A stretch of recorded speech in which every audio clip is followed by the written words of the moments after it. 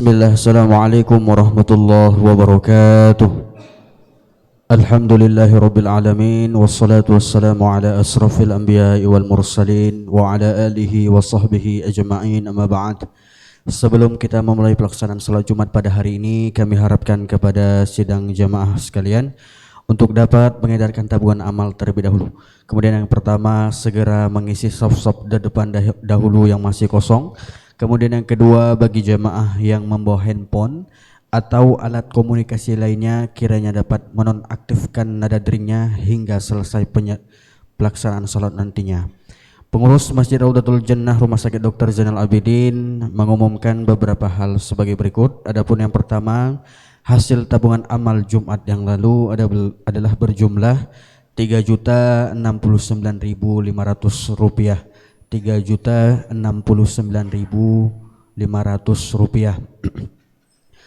Kemudian yang kedua, hasil tabungan amal masjid ini akan sepenuhnya digunakan untuk kegiatan operasional. Di antaranya pertama, sedekah untuk menu iftar, kemudian kerjasama dakwah bagi saudara di perbatasan Aceh untuk pembinaan mu'alaf dan pendidikan anak asuh fakir dan miskin. Pengumuman selanjutnya tata laksana salat Jumat pada hari ini, yakni pada tanggal 15 Maret 2024 bertepatan pada tanggal 5 Ramadan 1445 Hijriah adalah pukul 12.50 WIB. Yang bertindak sebagai khatib yakni Ustadz N. Justinianus SH MH, Imam Ustadz Ihsan Effendi ST, sedangkan muazin Muhammad Yoga Pratama. Demikianlah pengumuman ini kami sampaikan kepada khatib dan muazin, disilakan dengan segala hormat. Wabillahi taufiq wal hidayah. Wassalamualaikum warahmatullahi wabarakatuh.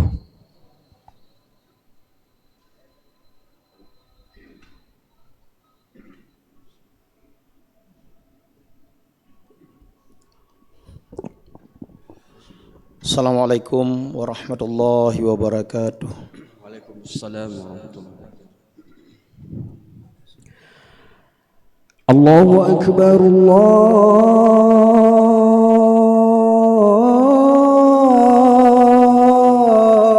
Akbar.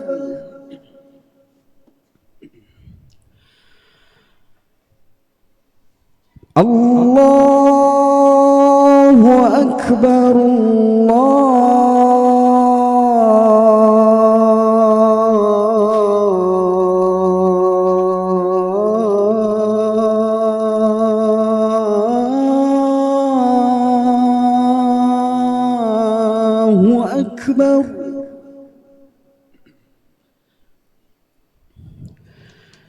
أشهد أن لا إله إلا الله.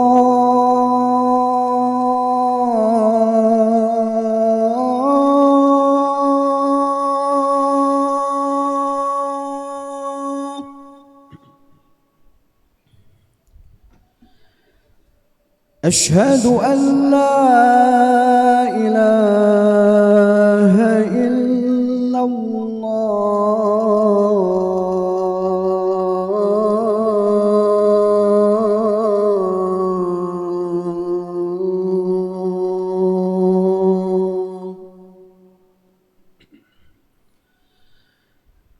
أشهد أن محمد رسول الله.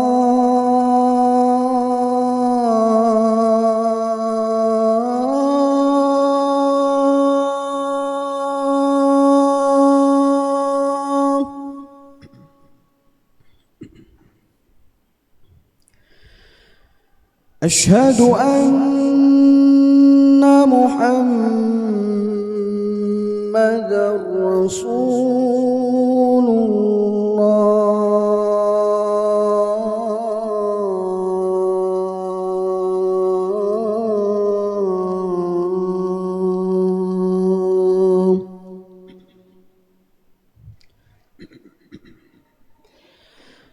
حي على الصلاة.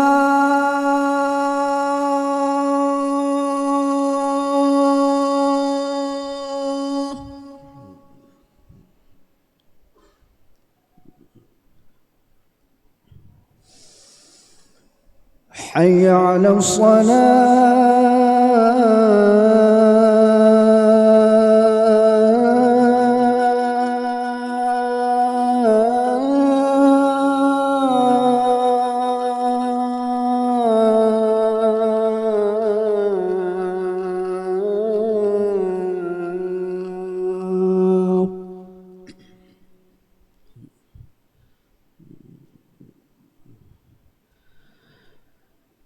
حي على الفلاح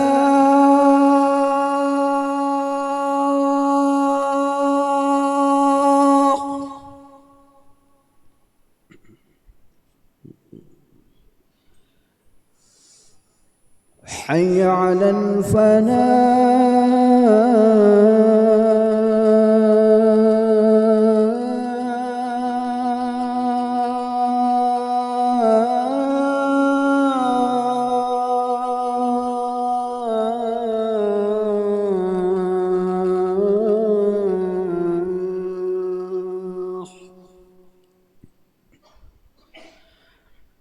الله أكبر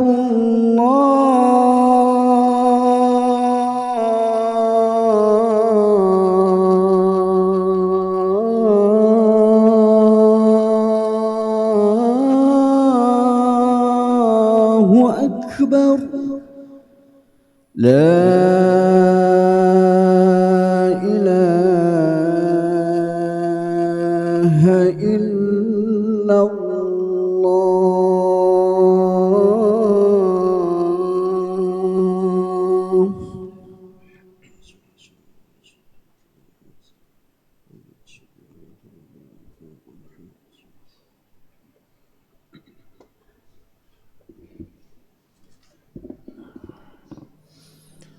إن الحمد لله نحمده ونستعينه ونستغفره ونعوذ بالله من شرور أنفسنا ومن سيئات أعمالنا من يهد الله فلا مضل له ومن يضلله فلا هادي له أشهد أن لا إله إلا الله وحده لا شريك له وأشهد أن محمدا عبده ورسوله لا نبي بعده اللهم صل وسلم وبارك على سيدنا محمد وعلى آله وصحبه ومن تبعهم بإحسان إلى يوم القيامة أما بعد فيا عباد الله اتقوا الله حق تقاته ولا تموتن إلا وأنتم مسلمون قال الله تعالى في القرآن الكريم أعوذ بالله من الشيطان الرجيم بسم الله الرحمن الرحيم يا أيها الذين آمنوا كتب عليكم الصيام كما كتب على الذين من قبلكم لعلكم تتقون.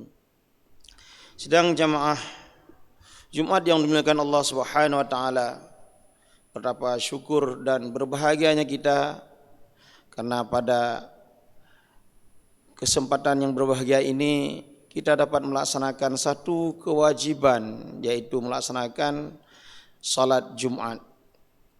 Banyak saudara kita enggak dapat salat Jumat karena sakit, karena di perjalanan. Dan betapa syukurnya lagi kita bahwa salat Jumat yang kita lakukan pada hari yang penuh berkah ini adalah salat Jumat di bulan Ramadan. Banyak orang yang tidak dapat bertemu dengan Ramadan karena Allah telah memanggilnya duluan. Ada yang meninggal di hari Ahad, ada yang meninggal di hari Sabtu, yang mereka itu tidak sempat bertemu dengan Ramadan. Ada pula yang dia bertemu dengan Ramadan tetapi belum dapat menunaikan puasa karena dia dalam perjalanan, karena dia sakit dan segala macam. Sedang jemaah dengan Allah Subhanahu wa taala, gembiranya bertemu dengan Ramadan ini tentu berbeda-beda. Ada yang gembira karena bulan Ramadan ini banyak dagangan laku. Orang jual es tebu, kelapa muda, cendol, kue. Ini bulan Ramadan banyak laku. Maka dia senang karena memperoleh keuntungan-keuntungan. Ada yang menjual pakaian, dia senang jual gorden segala macam. Tapi sedang jemaah dengan Allah Subhanahu wa taala, ada hamba-hamba Allah yang senang bertemu dengan Ramadan karena paham akan betapa istimewanya Ramadan ini. Salawat dan salam kepada Nabi Muhammad sallallahu alaihi wasallam, Semoga selawat ini yang kita ucapkan akan menjadikan syafaat bagi kita di hari akhirat kelak. Khatib mewasiatkan kepada diri khatib sendiri serta sidang jamaah sekalian untuk senantiasa kita tingkatkan ketakwaan kita kepada Allah Subhanahu wa taala, yakni dengan kita laksanakan seluruh perintah Allah dan kita tinggalkan larangan Allah semuanya. Sidang jamaah bukan Allah Subhanahu wa taala. Orang-orang yang senang yang kita katakan tadi bertemu dengan Ramadan karena dia paham sekali bahwa Ramadan ini datangnya hanya setahun sekali. Orang-orang yang cerdas dalam beramal, dia bisa memilih apa yang harus dilakukan pada waktu yang tepat di tempat yang tepat. Orang yang berumroh sadar sekali dia bahwa ada ibadah-ibadah yang tidak bisa dilaksanakan di tempat lain atau minimal pahalanya enggak sama dengan tempat lain. Bahwa tawaf hanya bisa dilaksanakan di depan Ka'bah dengan mengelilingi Ka'bah. Maka orang yang pergi umrah tidak menyanyiakan ini kalau dia paham. Tapi kalau dia tidak paham, mungkin hanya hanya tawaf beberapa kali saja. Tapi yang paham dia manfaatkan karena tawaf ini tidak ada tempat lain. Demikian juga dia akan salat sunat sebanyak-banyaknya. Kenapa? Sadar betul dia bahwa pahalanya dilipat gandakan oleh Allah Subhanahu wa taala sampai 100.000 kali. Demikian juga dengan Ramadan ini. Orang yang faham akan faedah-faedah, fazilah-fazilah keistimewaan di bulan Ramadan ini, maka tentunya dia tidak akan menyia-nyiakan Ramadan ini. Para sahabat radhiyallahu anhum ajma'in, dulu mereka ketika berpisah dengan Ramadan, mereka sedih. Maka dalam hal demikian mereka berharap dapat bertemu kembali dengan Ramadan. Mereka berdoa, ya Allah panjangkan umurku untuk bertemu dengan Ramadan. Sehingga kalau sekiranya orang-orang tersebut mengambil puasa pada hari Selasa misalnya, maka begitu masuk maghrib Senin, hari Senin maghrib, dia sangat senang, bersyukur kepada Allah. Alhamdulillah, saya bertemu dengan Ramadan, penuh dengan sukacita. Maka dia berencana berpuasa besoknya. Dia teringat kepada hadis Rasulullah sallallahu alaihi wasallam, "Man shama Ramadhana imanan wa ihtisaban, ghufira lahu ma taqaddama min dhanbi." Barang siapa yang berpuasa di bulan Ramadan dengan penuh keimanan, dengan penuh rasa harap, maka Allah akan mengampuni dosa-dosa dia semuanya. Diampuni dosa hanya orang-orang yang paham saja. Apa faedahnya diampuni dosa? Ada orang pernah, kami sendiri yang mengalami itu sidang jamaah. Beliau itu mau ikut tes perwira karir. Maka dia datang ke kami, "Dek, doakan ya, saya mau ikut tes perwira karir. Doakan ya." Kita enggak boleh tunda kalau orang minta doa. Saya langsung angkat tangan, "Ya Allah, saya puji syukur kepada Allah sallallahu alaihi wasallam." Kemudian saya berdoa, "Ya Allah, panjangkan umur abang ini, ampuni dosa-dosanya." Aku belum mati, kenapa kau minta aku? Yang kusuruh padamu minta aku lulus polisi. Kenapa? Enggak paham dia betapa pentingnya terampuninya dosa itu. Kalau sudah terampuni dosa, semua masalah selesai. Orang itu telah Allah ampuni dosanya. Mana ada lagi hisab untuk dia? Mana ada lagi azab kubur bagi dia? Mana lagi azab neraka bagi dia? Tapi kalau orang tak paham tentang terampuninya dosa, maka sepele-sepele kali saja tentang diampuninya dosa. Padahal Rasulullah sallallahu alaihi wasallam mengatakan ketika dalam sebuah hadis beliau naik tangga kemudian mengaminkan doa Jibril. Nah, ini singkatnya kita katakan. Maka salah satu doanya, "Celaka hai Muhammad, umatmu yang mendapatkan Ramadan tapi dia tidak memperoleh pengampunan." Kenapa? Ramadan ini enggak ada pikiran bagi dia untuk minta ampun. Tapi orang yang paham betapa Ramadan ini dengan segala fadilahnya, dibukanya pintu surga, ditutupnya pintu neraka, kemudian dibebaskan orang-orang di neraka setiap malamnya, kemudian dibelenggunya setan, dilipat gandakannya amal, pasti dia akan bersungguh-sungguh untuk menggapai semua janji-janji Allah yang ada dalam bulan Ramadan. Apa yang kami sebut tadi adalah di antara janji-janji Allah itu.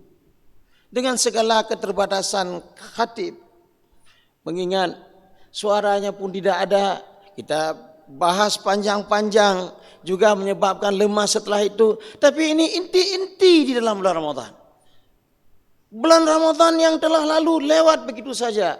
Mungkin bacaan Quran kita kurang, tidak dapat kita khatamkan Quran itu. Ada aja sibuknya.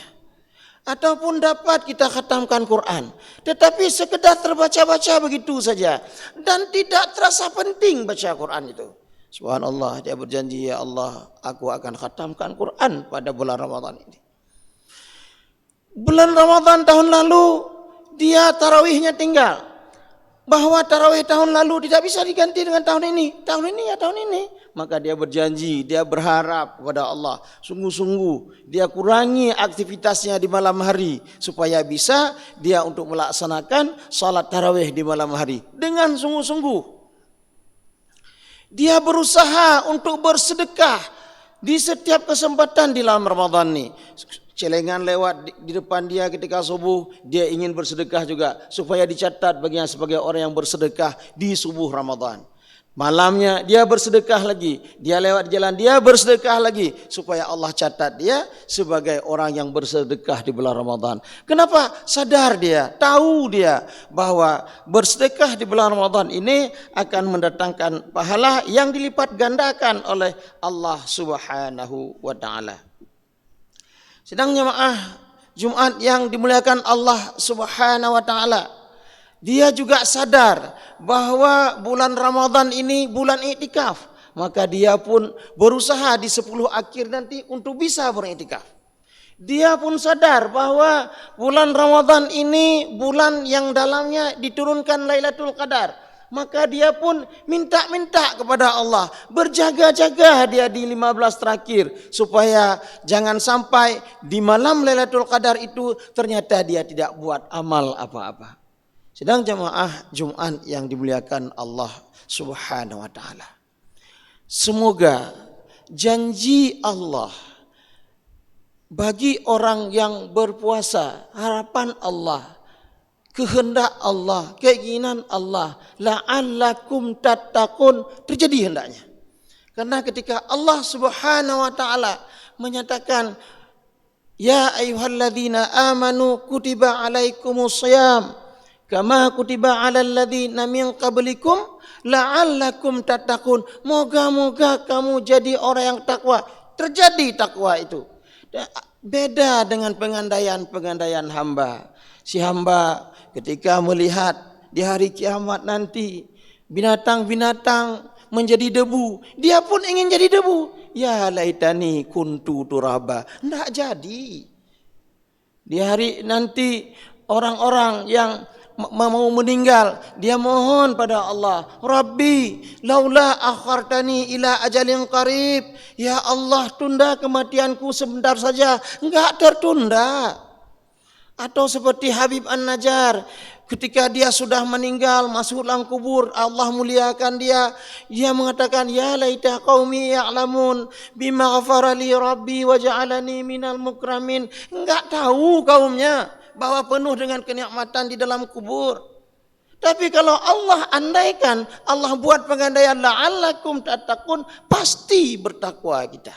Dan kalau kita sudah menjadi seorang yang bertakwa, martabat tertinggi dalam keimanan seseorang, maka faedah-faedah baginya banyak. Dan yang diharapkan manusia itu adalah bertakwa. Dalam khutbah Jumat pun kalau lupa dikatakan ittaqullah, khutbahnya tak sah. Penting menjadi takwa. Dan ketika orang menjadi takwa, ya ja'allahu furqana wa yarzuquhu min haitsu la yahtasib. Banyak faedah-faedah, bahkan Allah Subhanahu wa taala menjanjikan surga seluas langit dan bumi itu untuk orang yang bertakwa. Wasari'u ila maghfiratin min rabbikum wa jannatu 'arduha as-samawati wal ard u'iddat lil muttaqin. Kok kita belum takwa? Jangan-jangan puasa kita tidak seperti yang kita ceritakan tadi. Tidak imanan, tidak wahtisaban, tidak ada di sana. Tidak ada rasa harap pada Allah. Tidak ada pingin pengampunan dari Allah Subhanahu wa taala. Puasa saja. Sebagai sebuah rutinitas. Tidak ada berusaha duduk lama-lama di masjid. Duduk datang ke masjid biasa saja. Padahal ketika kita masuk dalam masjid, yang kita lakukan pertama sekali, apapun kejadiannya, kita laksanakan salat sunat 2 rakaat. Kalau khatib sudah naik mimbar, kita persingkat salatnya. Biasa saja. Ngobrol-ngobrol dalam masjid, habis ini apa salahnya kita pegang Quran? Tidak ada cerita, akhirnya pulang. Betapa ruginya kita. Oleh karenanya sidang jamaah dengan Allah Subhanahu wa taala, marilah kita berjanji pada diri kita sendiri untuk senantiasa kesempatan yang telah Allah pertemukan kita dengan Ramadan ini menjadikan kita lebih dekat kepada Allah Subhanahu wa taala. Barakallahu azim wa nafa'ani wa yakum fihi minal ayati wa dzikril hakim. Wa taqabbala minni wa minkum tilawatahu innahu huwas samiul alim.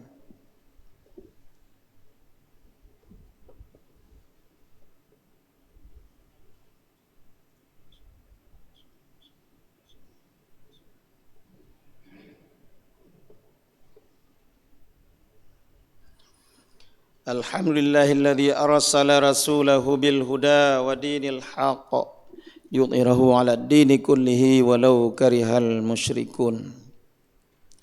Asyhadu an la ilaha illallah wahdahu la syarikalah wa asyhadu anna Muhammadan 'abduhu wa rasuluhu la nabiyya ba'dah. Allahumma shalli wa sallim wa barik ala Muhammad wa ala alihi wa sahbihi wa man tabi'ahum bi ihsani ila yaumil qiyamah. Amma ba'du fa ya ibadallah ittaqullaha haqqa tuqatih wa la tamutunna illa wa antum muslimun. Faqala Allah ta'ala a'udzu billahi minasyaitonir rajim. Bismillahirrahmanirrahim. Wal 'ashr innal insana lafi khusr illa alladhina amanu wa 'amilus solihati wa tawasaw bil haqqi wa tawasaw bis sabr. Allahumma lil muslimina wal muslimat wal mu'minina wal mu'minat al ahya'i minhum wal amwat wa tabi' bainana wa bainahum bil khairat rabbi ighfir warham wa anta khairur rahimin. Allahumma ighfir lana dhunubana wa liwalidayna warhamhum kama rabbawna shighara. Allahumma ajirna wa liwalidayna minan nar. Allahumma ajirna wa liwalidayna minan nar. Allahumma ajirna wa liwalidayna minan nar. Allahumma ansur ikhwanana al-muslimina wal mujahidina fi Filistin. Allahumma ansur ikhwanana al-muslimina wal mujahidina fi Filistin. Allahumma ansur ikhwanana al-muslimina wal mujahidina fi kulli makan. Rabbana taqabbal minna innaka antas sami'ul alim wa tub alaina innaka antat tawwabur rahim. Rabbana taqabbal minna salatana wa siyamana wa ruku'ana wa sujudana wa qu'udana wa tadarru'ana wa takhash'ana wa ta'abbudana wa tamim taqsirana ya Allah ya arhamar rahimin. Rabbana atina fid dunya hasanah wa fil akhirati hasanah wa qina adzaban nar. Walhamdulillahi rabbil alamin. Aqimis shalah.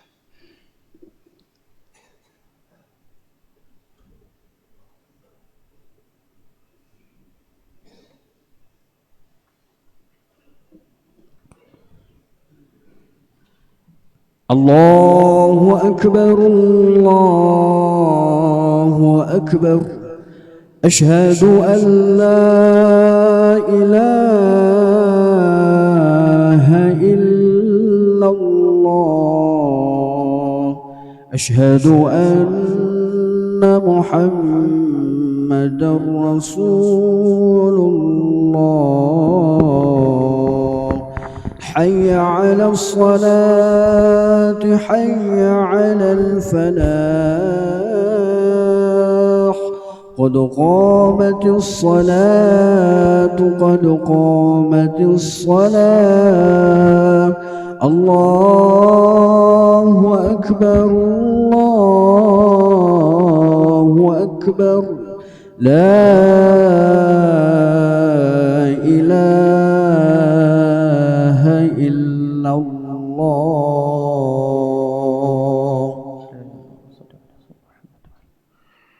سووا صفوفكم فإن تسوية الصفوف من إقامة الصلاة. Saf mohon diluruskan, dirapikan, diisi saf-saf yang kosong terlebih dahulu.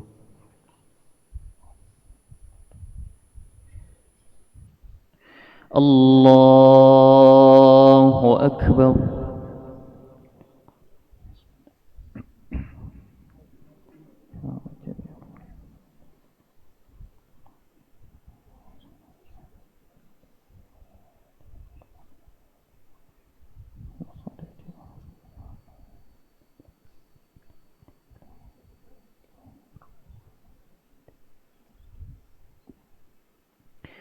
بسم الله الرحمن الرحيم. الحمد لله رب العالمين الرحمن الرحيم مالك يوم الدين إياك نعبد وإياك نستعين اهدنا الصراط المستقيم صراط الذين أنعمت عليهم غير المغضوب عليهم ولا الضالين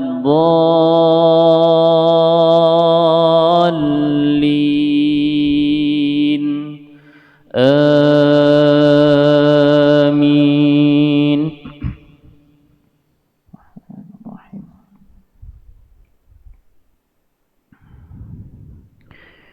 ليس البر أن تولوا وجوهكم قبل المشرق والمغرب ولكن البر من آمن بالله واليوم الآخر والملائكة والكتاب والنبيين وآتى المال على حبه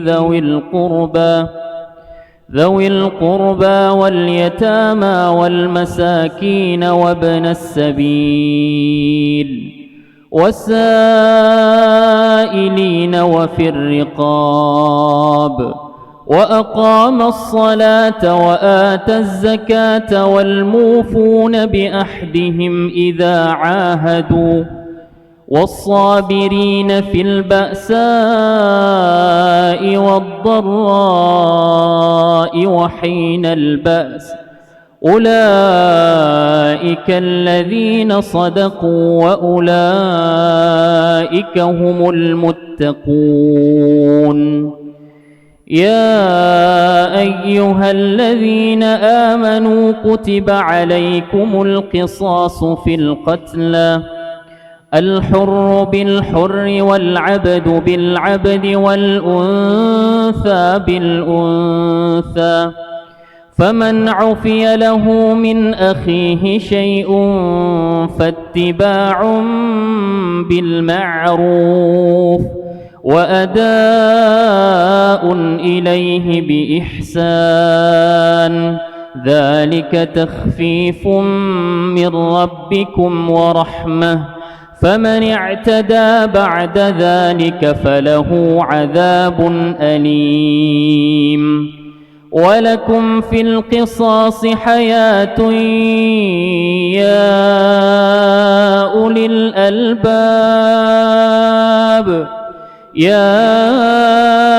أولي الألباب لعلكم تتقون. كتب عليكم إذا حضر أحدكم الموت إن ترك خيرا الوصية للوالدين والأقربين بالمعروف حقا على المتقين. فمن بدله بعدما سمعه فإنما إثمه على الذين يبدلونه إن الله سميع عليم. الله أكبر.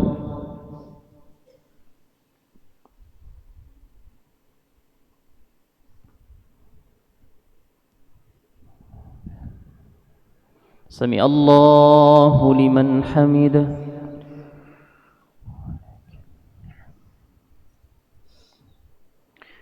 الله أكبر.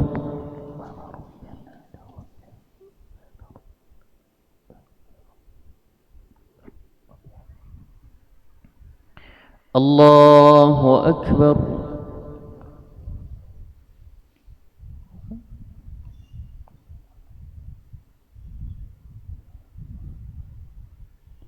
الله أكبر.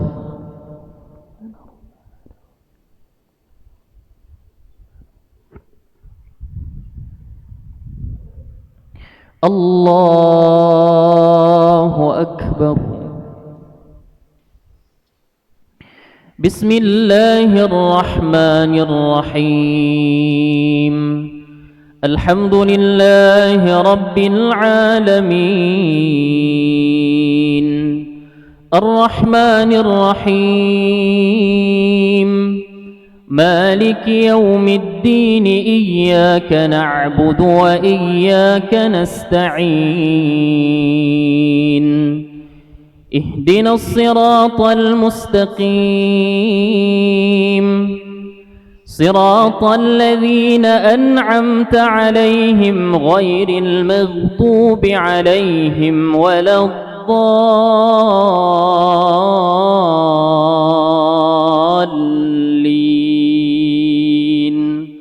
آمين.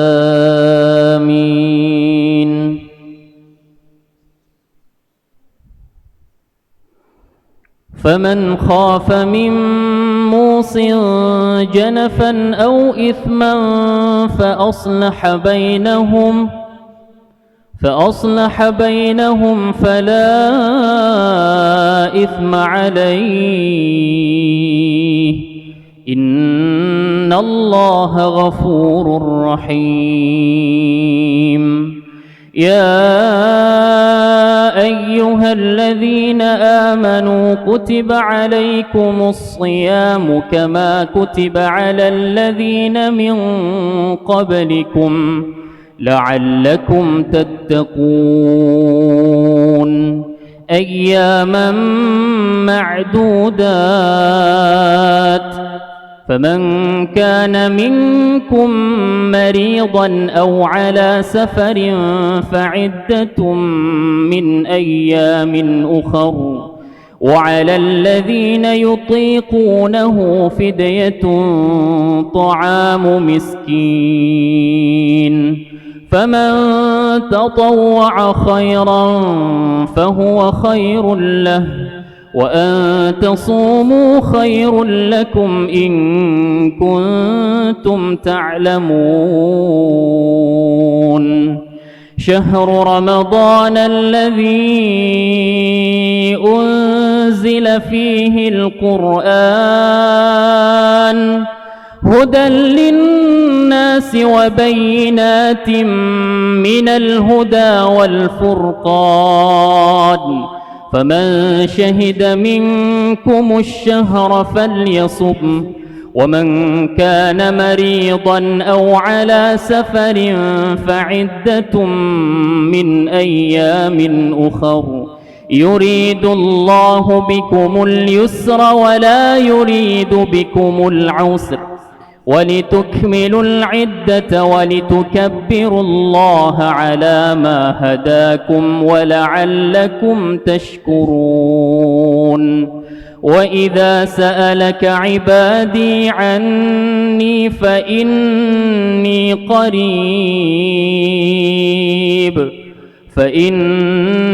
قريب أجيب دعوة الداع إذا دعان فليستجيبوا لي وليؤمنوا بي لعلهم يرشدون. الله أكبر.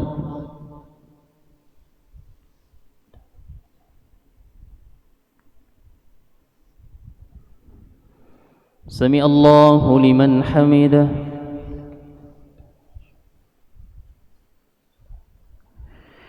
الله أكبر.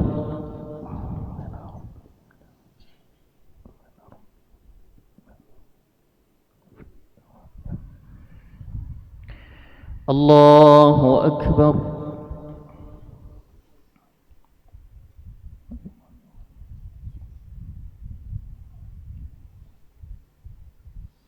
الله أكبر.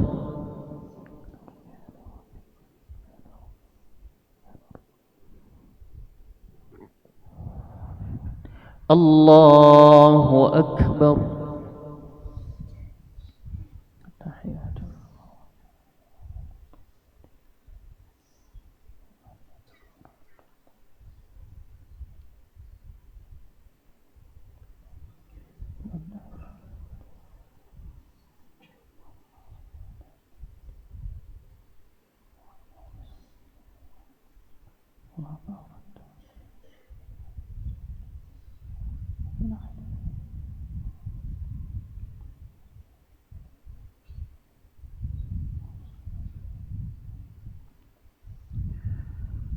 السلام عليكم ورحمة الله.